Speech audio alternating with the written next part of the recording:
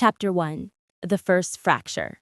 My name is Marisol Grant, and for most of my life, I believed distance was the price I paid for choosing my own path. But the day I drove back to Sacramento, I learned the truth was far uglier. The people I loved had grown used to my absence in a way I never imagined, moving around me like I was a shadow they no longer owed honesty to. It was not the cold greetings or the careful smiles that broke something inside me. It was the moment I saw a folder with a company name I had never heard of sitting casually on my parents' table, tied to property I was meant to inherit, and realized they had been rewriting my story without me. In that instant, the house that once held every version of my childhood began to feel like a stranger. And I understood that the betrayal waiting for me here was not a single lie, but a truth they had been hiding for years. The summer I turned 41, I drove back to Sacramento with that familiar knot in my stomach and a rental car that still smelled like someone else's life. My parents' house sat at the ends of a quiet cul-de-sac, lined with trimmed lawns and tired flags, the same as it had when I left for my first federal job almost 20 years earlier. The paint was a little more faded, the porch light a little more crooked, but the air that hit me when I stepped inside was exactly as I remembered. Cool and polite and just a little too stiff to breathe in fully. My older brother Lucas was already in the living room, legs wide, arm draped over the back of the couch like he owned the walls. His wife Brooke sat beside him, nails perfect, phone face down on her lap in a way that made sure everyone knew she was choosing to be present. My mother Mose from the armchair with the practiced smile that never quite reached her eyes, gave me a quick hug that smelt like fabric softener and worry, then drifted back to her seat. My father stayed near the window with one hand on the curtain, as if he had been caught mid-check of the driveway and had forgotten to finish the motion. The first minutes were small talk, the kind that sounds like conversation but functions more like a buffer. They asked about my work in San Diego with that vague tone that says they know the title but not the details. I said I was still consulting in cyber investigations for some corporate clients, and they nodded, impressed in the way people are when something sounds important but does not actually matter to them. Lucas asked if I was still traveling so much, then added that it must be hard to keep relationships when you are never in the same city for long. He said it casually, almost kindly, and somehow still managed to turn my career into a character flaw. Brooke joined in with a soft laugh, saying that my parents worried because they never knew where I was, that I had become a bit of a mystery. She said that families need people who are physically there, not just names in a group chat. Each sentence was dressed up as concern, but the message underneath was the same. I was unreliable, inconvenient, a satellite orbiting the solid planet where the real family lived. My mother folded and unfolded the thin gold chain at her neck, staring at her hands. My father cleared his throat twice without speaking. No one corrected them. I watched the room while they talked, and it felt like I was looking through glass. It had always been like this. Luke is at the center, my parents leaning toward him as if he were a source of gravity, everyone else adjusting around his needs. When we were younger, I used to fight that arrangement. I used to argue, used to push back every time something was quietly decided for me. Somewhere along the line, I learned that silence cost less energy, that it hurt in a dull, manageable way, instead of the sharp humiliation of open conflict. So I sat forward slightly, hands loosely clasped, listening to them paint a version of my life that made sense to them. Eventually, Lucas shifted the conversation. He said that he and Brooke had been helping our parents with some complicated paperwork the last few years, that they had taken on a lot of responsibility to make sure things were stable. He mentioned refinancing, long-term care, market fluctuations. Brooke nodded at each phrase like a supportive business partner. I listened more closely, familiar terms from my own work pricking at the back of my brain. My father said that they were grateful for all the help, that it was a lot for two people their age to juggle. My mother added that family pulls together in hard seasons, that some of us had more flexibility than others.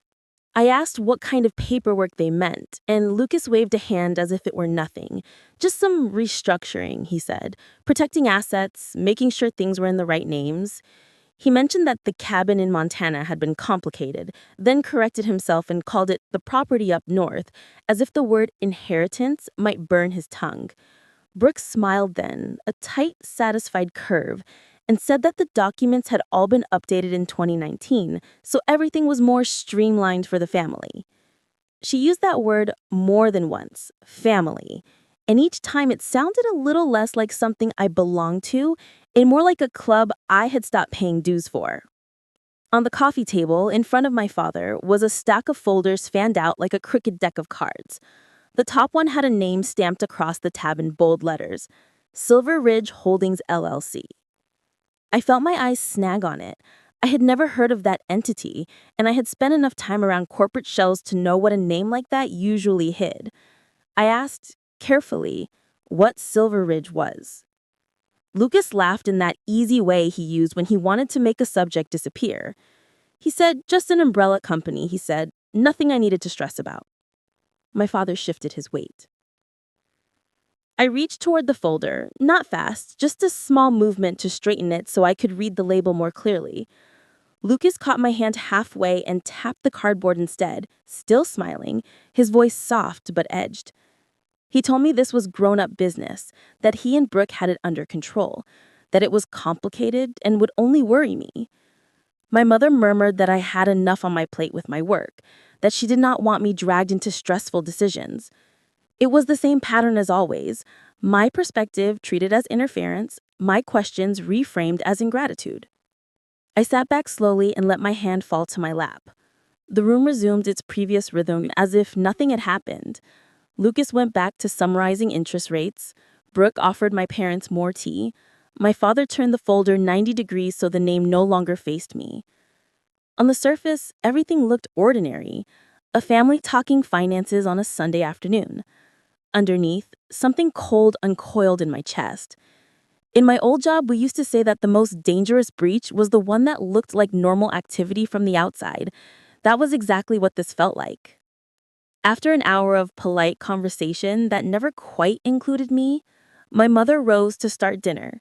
Brooke followed her into the kitchen, offering help that sounded more like supervision. My father took a phone call in the hallway. Lucas stretched his arms and announced he needed to step out back to speak with the contractor. The moment his footsteps faded, the house seemed to exhale. I stayed seated on the couch for a few seconds, listening to the muffled sounds of pans and running water, the faint buzz of my father's voice behind a closed door. Then I stood and walked toward the sliding glass door that opened onto the small backyard. On the side table near the exit sat an old wooden box, dark with age, the lid worn smooth where fingers had traced it for years. It was my box, a gift from my father when I left for my first federal assignment. He had told me back then to use it for whatever I wanted, that it was a reminder I always had a place to come back to. I ran my thumb along the edge now, lifting the lid just enough to see the folded notes and ticket stubs and faded photos I had tucked inside over the years. Looking down at those pieces of my younger self, it struck me how different the promise inside this house looked compared to the reality I just walked through. The box said I belonged. The room behind me had just quietly voted me out. I closed the lid with a soft click and rested my hand on top of it for a long breath. Somewhere between the day he gave me that box and the day Silver Ridge Holdings LLC began handling our family assets, something fundamental had shifted. I stepped out onto the small concrete patio, the evening air warmer than the living room had felt, and stared at the strip of lawn my father still trimmed every Saturday. Sprinklers hissed in a neighbor's yard and a dog barked twice before falling silent. It all looked so ordinary that if I had been a stranger driving by, I might have imagined a family inside eating together, laughing, talking about vacations and birthdays and grandchildren. I knew better. Standing there, with my hands still tingling from where my brother had stopped it on that folder, I realized this visit wasn't just awkward or tense, it was evidence. This was the visible tip of something deeper and carefully hidden, and the instinct that had kept me alive in server rooms and secure facilities years ago was now whispering that I needed to pay attention. I took another breath, let it out slowly, then turned back toward the house, already replaying every word, every look, filing them the way I used to file logs and traces, knowing that whatever was wrong here was not going to stay buried for long. Chapter 2. The First Signs of Betrayal. The drive back to Seattle felt longer than usual, as if the highway had stretched overnight and every green sign passed in slow motion.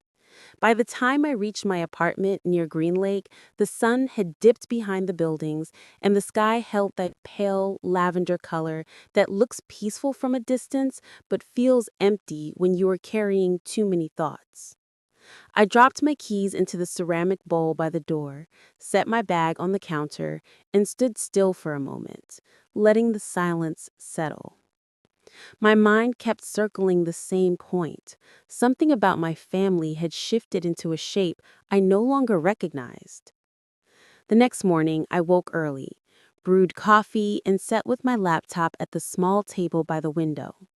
I opened my old folders like muscle memory, the instinctive habits I had carried through 12 years of cybersecurity work for the Department of Defense. I thought about the server rooms, the audit logs, the nights when we combed through corrupted data to find the single trace that would break open an entire case. The skill set had never left me, it had simply gone dormant, waiting for a reason to surface again. By late morning, I drove to my bank in downtown Seattle.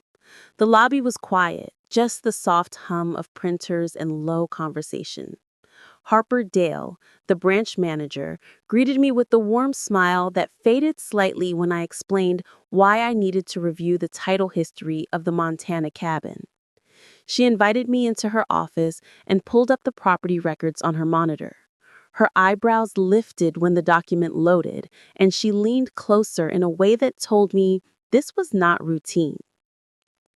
She said that according to the county records, the title had been transferred in 2019 to a company called Silver Coast Trust LLC, with my father's signature attached. I felt the air shift around me. I shook my head slowly and told her I had never authorized any transfer. She hesitated, as if deciding how much to say, then added that the refinancing terms from that year were unusual and that she could request archived paperwork if I needed copies. Her tone carried a quiet warning. When I stepped out onto the street, my phone buzzed. It was Jonas Reed, an old friend from college who had gone into law. I had messaged him the night before asking for a meeting. He told me to come by his office near Pioneer Square. 15 minutes later, I was sitting across from him in a room lined with casebooks and framed degrees. Jonas listened carefully while I explained what Harper had found. His face tightened when I mentioned the signature. He said families often take advantage of the silent one, the one who lives far away and rarely checks in. He told me bluntly that documents signed between 2018 and 2024 needed immediate review. He offered to help me request everything from the county and from the financial institutions involved. I thanked him and stood to leave, but he stopped me. He said that whatever was happening, I needed to be ready for the possibility that this was not just a simple misunderstanding.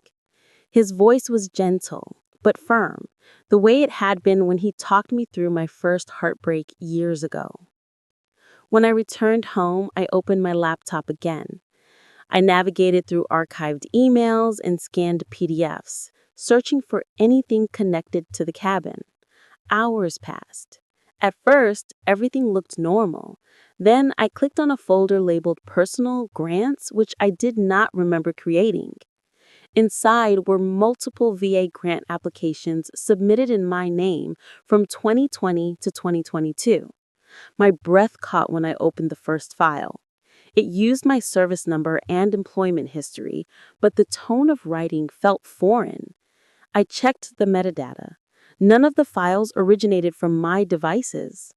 A low buzzing began in my ears as I moved to the next file. Then the next. 3 applications in total, each one requesting funds for reasons I'd never given.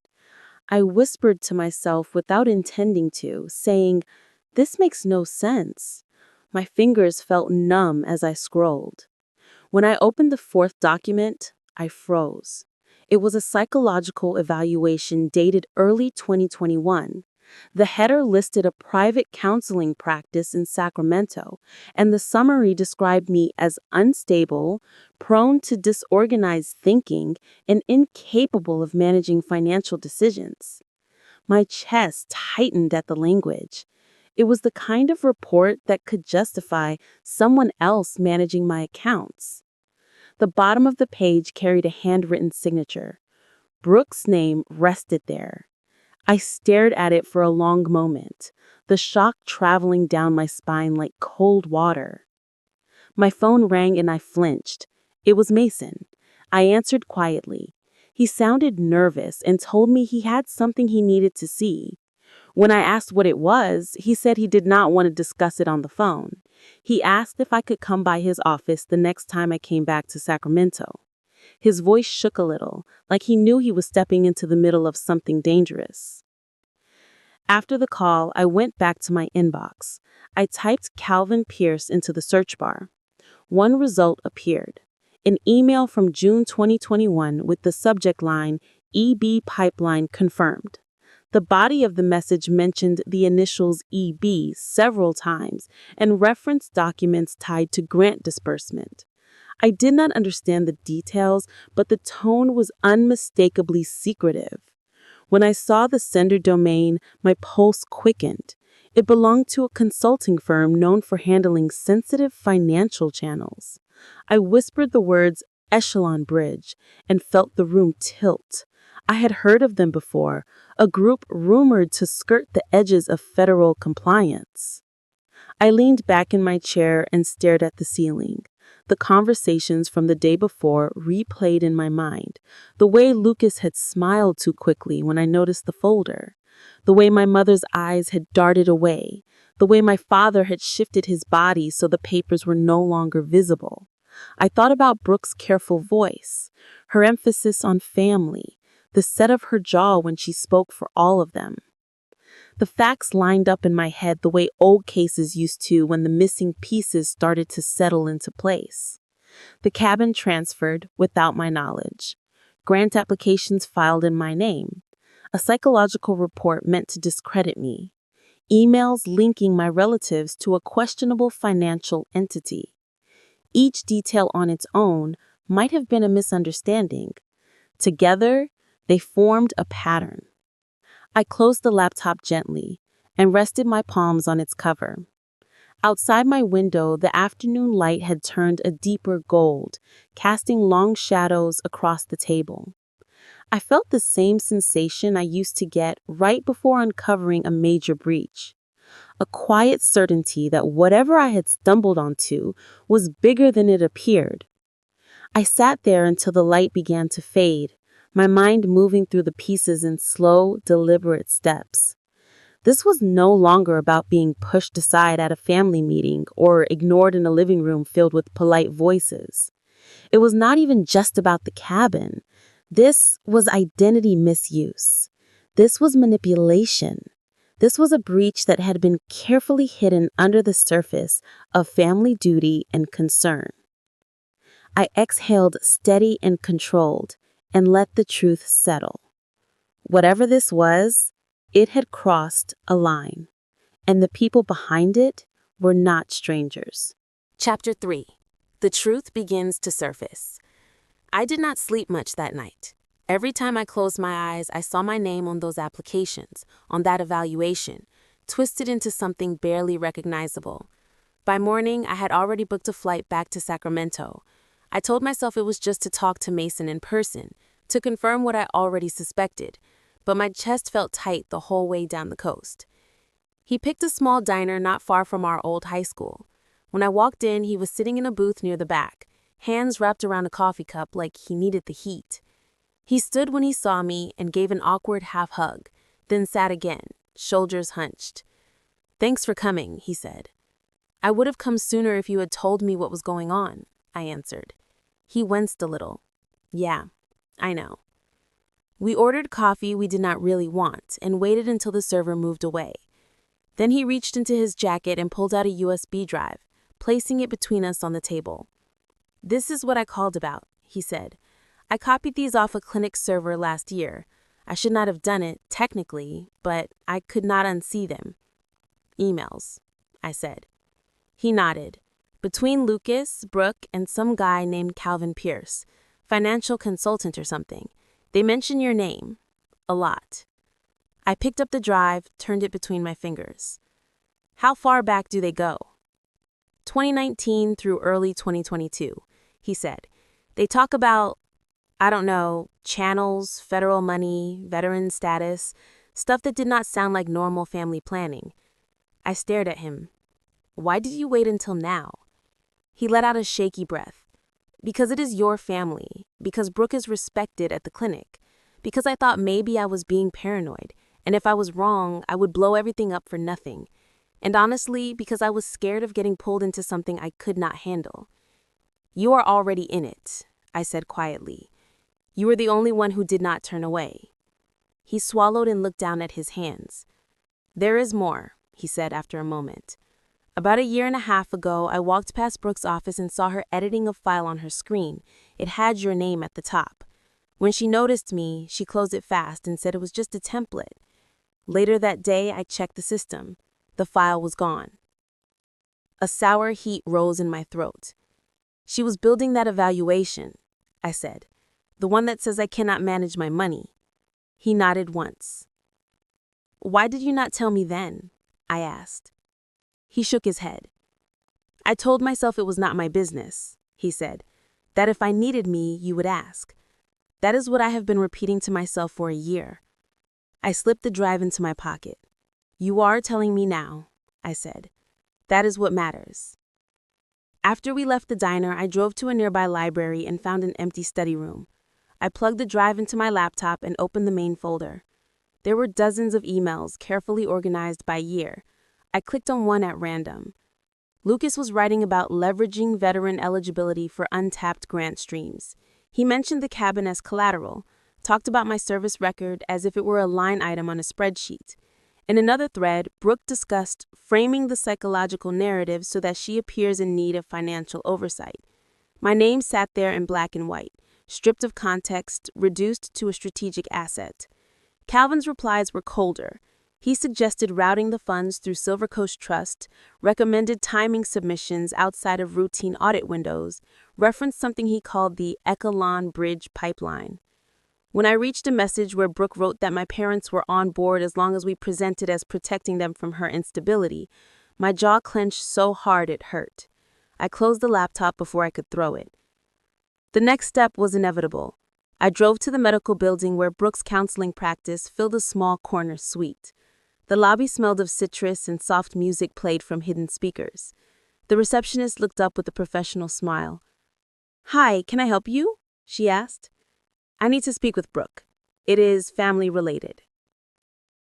She checked her screen and said she has a client in 10 minutes, but she can see you briefly.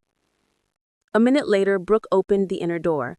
She wore neutral tones and a wide, smooth expression that had always reminded me of the covers of self-help books. Marisol, she said, I didn't know you were in town. I stepped into her office and waited until the door closed behind us.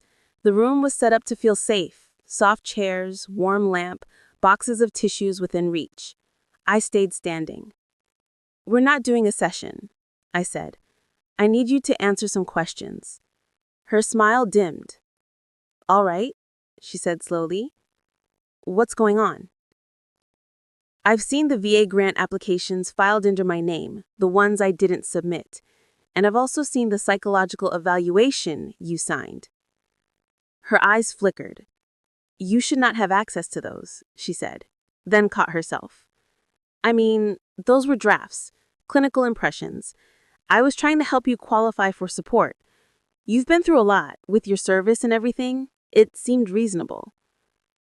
You described me as incapable of managing my own money. You called me unstable. She lifted her chin. You have a history of working high-stress jobs. You isolate. You don't build long-term relationships. It's not outrageous to suggest you might struggle. I took a breath. Brooke, that report was not for my benefit. It was to justify taking control of my finances. It was to give you cover for whatever federal channels you were trying to tap into with Calvin. At his name, she stiffened. You have no idea what you're talking about, I said. I've read the emails, every one you and Lucas sent him from 2019 on. Her face drained of color. How? She whispered. It doesn't matter. What matters is that you positioned me as a problem to be managed so you could use my status as a solution.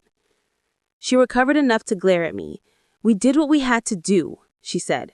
Your parents were drowning. Lucas has been the one taking care of them while you bounce between cities. You can't show up once in a while and start questioning everything you abandoned. I didn't abandon anyone. I left to build my own life. There's a difference. She folded her arms. From where we sit, it looked the same. The grants were legal opportunities. Your service record made things possible. We filed everything from the house so your parents could be part of the process. We kept it in the family. She realized what she had said a beat too late. Filed everything from the house. The words sat in the air between us. You submitted from my parents' computer? I said quietly. She looked away. It was easier, she muttered. We were already there going over paperwork. It's not a crime to use a home network. It is when you're using someone else's identity. I left before she could answer, the sound of her saying the house echoing in my ears all the way to the car. The drive to my parents' place took 10 minutes. I let myself in with my key. The house was empty, the afternoon light slanting across the hallway. I went straight to the small office off the kitchen where their internet equipment sat on a flimsy particle board desk. I pulled the router forward, flipped it around, and checked the label for the default access information. Old habits guided my hands. Within minutes, I was inside the settings panel, navigating through pages most people never touch. Some logs had rolled off, but enough remained. A list of outgoing connections, timestamps, and destinations. I scrolled carefully. August 2020, a connection to a Department of Veterans Administration's portal. December 2021, same portal, different time. March 2022, again. Each session lasted long enough to submit forms, not just browse. I copied the entries onto a pad of paper from the desk, my handwriting steady. My ears picked up the distant sound of a car door opening. A moment later, the front door opened and I heard my mother call my name. In here, I said. She stepped into the office, grocery bag still in one hand. My father stood behind her, his expression wary when he saw the equipment. What are you doing with that? He asked. I turned the notepad so they could see. These are the dates your internet connection accessed the VA grant system.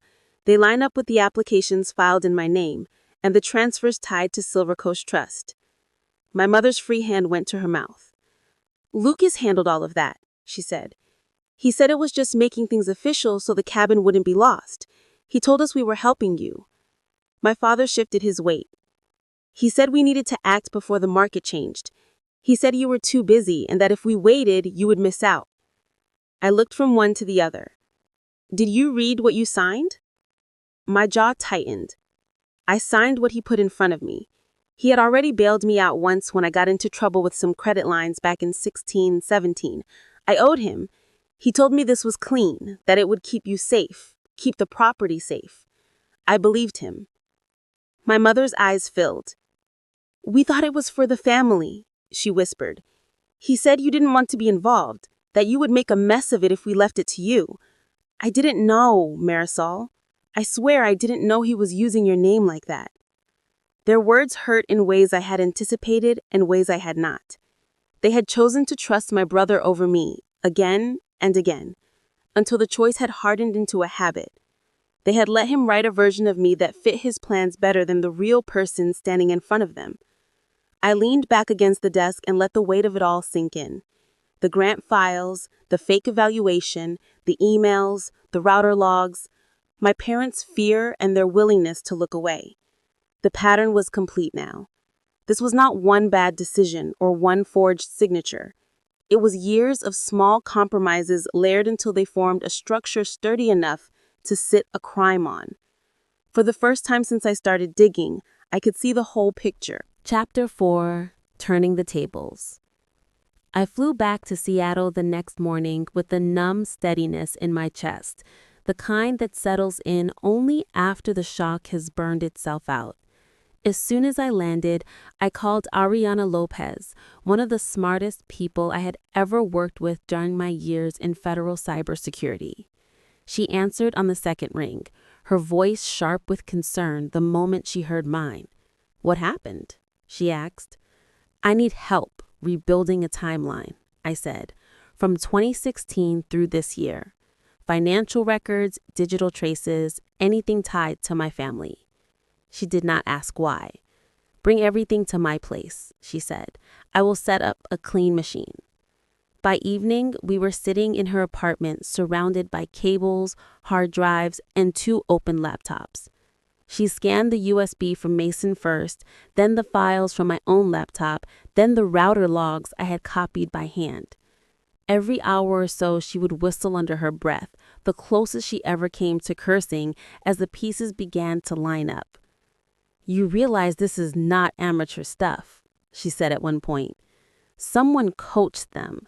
Someone with at least a mid-level understanding of how to avoid easy flags." "Calvin," I said. She nodded slowly. "Most likely. But they still left traces. People always do." For 2 days we worked, building a digital map of every suspicious login, every document modification, every transfer tied to Silver Coast Trust or North Coast Nexus LLC.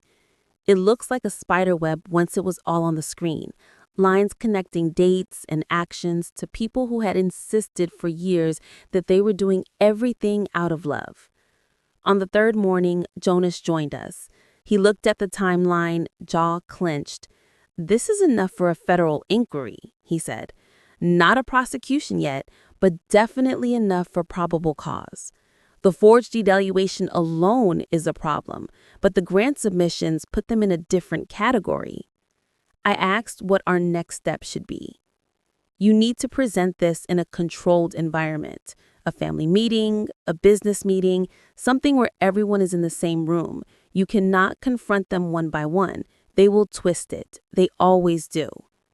Ariana gave me a look that said she agreed. So I called my mother and told her I would be coming down again, that we all needed to sit together and go over the paperwork that had been floating around the last few years. Her voice shook slightly, but she agreed. She said Lucas and Brooke would be there. I drove to Sacramento 2 days later, arriving just before noon. The house looked smaller than it used to, like the walls had pulled inward under the weight of too many secrets. Inside, Lucas sat at the dining table with the laptop open, Brooke beside him with the binder. My parents sat on the couch, Howard stiff, Elaine wringing her hands. Lucas smiled when he saw me, a smooth, confident expression that made my stomach turn. "Good," he said. "We can finally straighten out these misunderstandings." I sat across from them and placed my folder on the table. "We are not discussing misunderstandings," I said. Brooke raised a brow. "Then what are we discussing?" "Facts and proof." Lucas leaned back. "You have always been dramatic, Marisol. Why not just tell us what is bothering you?" "What is bothering me?" I repeated softly. "All right." Before I could continue, the doorbell rang. Lucas frowned. "I asked Jonas to join us. We need legal clarity." Lucas scoffed but did not stop me when I let him in. He took a seat with calm authority and placed his own folder next to mine.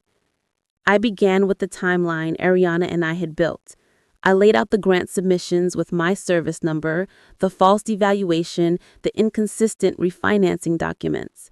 I watched Lucas's face as each page landed on the table. At first he smirked, then the smirk faded into a tight line. "When did you become this paranoid?" he said.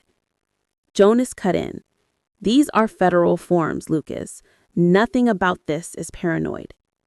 Brooke spoke next, voice syrupy with indignation. "We did what we had to do to protect your parents. You were not here. You left everything on Lucas's shoulders. Someone had to act." I looked at her. Did acting require forging my signature in 2019? "What signature?" I pulled out the contract from North Coast Nexus LLC, the one we had retrieved from a digital archive Ariana decrypted. My name sat at the bottom, beside a shaky imitation of my handwriting. "That is not mine," I said. "You know it's not." Lucas leaned forward. You travel constantly. You forget things. You probably signed it years ago and it slipped your mind. I held his gaze. I checked the metadata. It was created 20 minutes before the notarization timestamp. The signature was copied from a driver's license scan. It was not mine. My mother made a small sound, something between a gasp and a sob. My father stared at the table. Before Lucas could respond, someone knocked on the doorframe. I turned. Mason stood there, pale but resolute. Sorry for interrupting. I need to give you something. He walked in and handed me a printed email thread. The header showed Brooke's address and Calvin's. The subject line mentioned adjustments. I scanned the body of the message and felt my pulse thicken. Brooke had written, using her identity will streamline the account balance shift, adjust accordingly. I lifted my eyes to her. She looked like she had been punched. That is out of context, she said. It is exactly the context, I replied. Lucas glared at Mason. You shouldn't even have access to that. Mason did not back down. I didn't plan to, but you involved people who never agreed to cover for you. Jonas took the paper from my hand, read it slowly, then placed it beside the forged contract. This, he said, tapping the documents, is enough for federal review. Lucas pushed back his chair. I did not steal from anyone. I stayed. I took care of them. While she, he pointed at me, she disappeared. She ran from responsibility. I felt something settle inside me, a final piece sliding into place. I left to build a life. I did not abandon anyone, and none of that gave you the right to use my name, my service record, my identity. My father whispered, Lucas, tell me this is not what it looks like. Lucas opened his mouth, but nothing came out. I stood and placed the printed router logs on the table. These are the connection records from your home, August 2020, December 2021, March 2022. All logins to the VA portal, all tied to submissions filed under my name. Elaine covered her mouth again.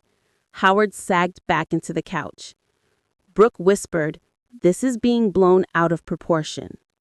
Jonas answered her, it is fraud. There is no proportion. Lucas's breathing turned shallow. His confidence cracked. For a moment, he looked like a boy caught doing something he couldn't charm his way out of.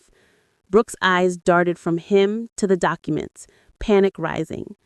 My parents sat silent and stricken, the truth finally too large to avoid.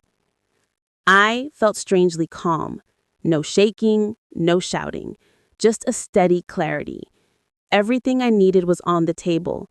Everything they had done was out in the open now, no shadows to hide in. Mason shifted awkwardly, but stayed beside me. Jonas closed his folder. Ariana's timeline sat a map of a battlefield that had already been won.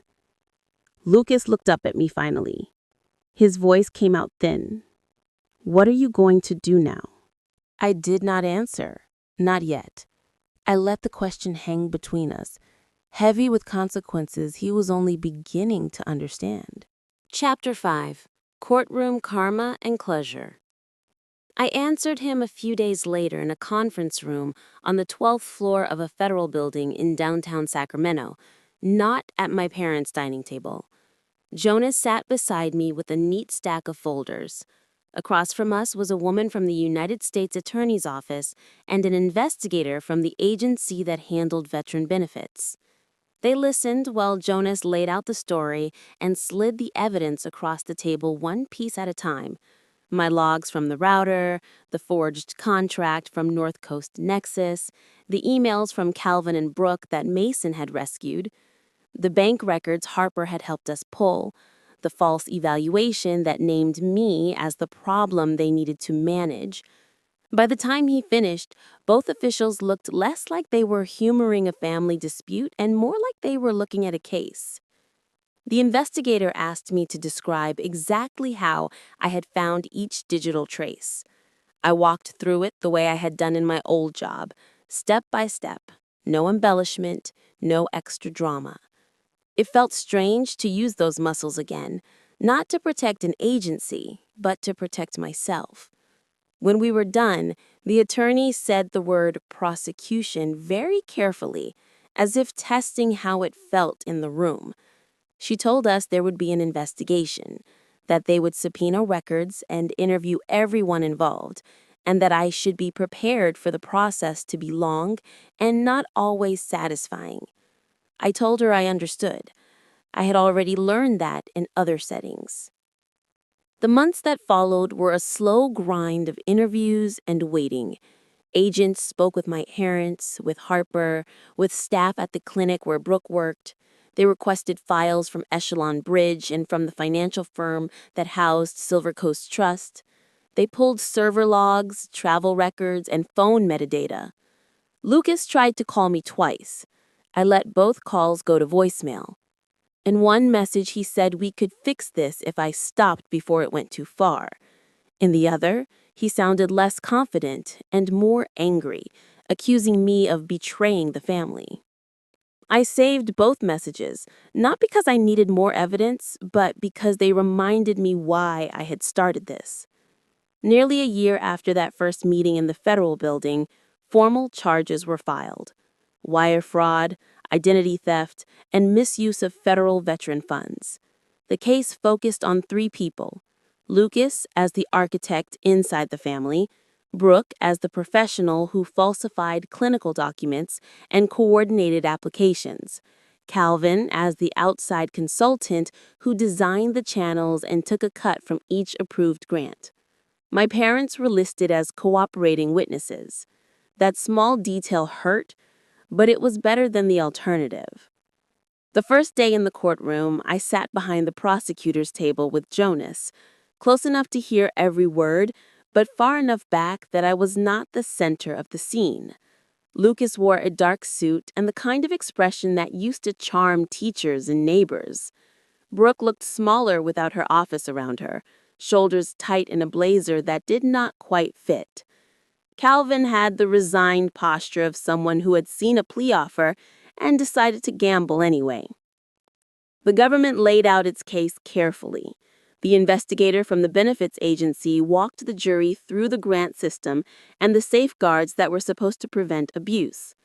Then he showed how those safeguards could be dodged by someone with inside knowledge and enough arrogance to think they were smarter than the system. Ariana testified about the recovered documents and explained the timeline we had constructed, keeping her voice steady, even when she had to say my name next to words like subject and exploited. Mason took the stand next. I watched his jaw tighten as he described the day he saw my name on Brooke's screen and the emails he later copied from the clinic server. The defense tried to paint him as a disgruntled former employee, but he answered patiently, admitting where his memory was imperfect and pointing back to the documents when he needed to. Harper followed him next, explaining the refinance pattern she'd flagged and the way ownership of the cabin had shifted in a way that made no sense unless someone was planning to move money through it. When it was my turn, I walked up with my heart thudding but my steps steady. I told the jury about my years in military cyber work, about the procedures we used to track intrusions, about the day I realized my own life looked like one of those compromised systems. I described the discovery of the grant applications, the false evaluation, the router logs. I never once raised my voice. I did not have to. The facts spoke louder than anger could have. During the second week of trial, the prosecutors introduced a document none of us had seen before. It was a file recovered from Calvin's encrypted archive, created in early 2020. The header was a simple consulting memorandum. The body of the text was not simple at all. It outlined the strategy for maximizing grant payouts by presenting me as mentally unfit to control assets, then detailed how funds should be routed through Silver Coast Trust before being split between accounts controlled by Lucas and Calvin. At the bottom were two signatures scanned into place. One belonged to Brooke, the other belonged to Calvin. There was no way to argue that this had been a misunderstanding or a last resort to keep my parents housed. It was a blueprint. It was premeditation. When the page went up on the screen in front of the jury, the room felt quieter than any secure server room I had ever worked in. After that, the defense shifted from denial to damage control. Their attorneys argued that my brother had been misled by Calvin, that Brooke had just signed what was put in front of her, that no one meant to harm me personally. The prosecutors didn't have to work hard to pull those excuses apart. If anyone in that courtroom looked like they had been pressured into silence, it was not the defendants. The verdict finally came on a hot afternoon that made the air in the hallway feel thick. The jury found all three guilty. On the major counts, the judge ordered restitution from Lucas for the funds taken using my identity and set a prison term that fell squarely in the middle of the guideline range. Calvin received more, in part because this was not his first case and because Echelon Bridge had been used in other fraud schemes. Brooke's sentence was shorter, but the state licensing board suspended her credentials even before the criminal process fully concluded. In practical terms, her career as a therapist was over. My parents sat behind me through most of it. My mother cried quietly when the verdict was read. My father stared straight ahead, his hands locked together. Outside the courtroom afterward, she touched my arm and whispered that she was sorry, that she had been afraid of losing both her sons and had not realized she could lose her daughter a different way. My father did not say much, just that he had been weak, that pride meant more to him than honesty, and that the cost of that choice was now plain. Lucas did not look at me when they let him out. At least, not at first. Just before he disappeared through the side door, he turned his head. There was something like regret in his eyes, but it came far too late for either of us. Brooke avoided me entirely. Calvin walked past with his expression unreadable, already calculating his chances on appeal. The months that followed, I let the dust settle in my own way. I sold my place in Seattle and moved to Portland, a city far enough away to feel new and close enough that the coastline still looked like home. I took a contract position with a nonprofit that helped veterans whose identities had been used in fraud. We spent our days untangling ruined credit reports and false claims, speaking with people who had served and come home only to find their benefits stolen by someone they had trusted.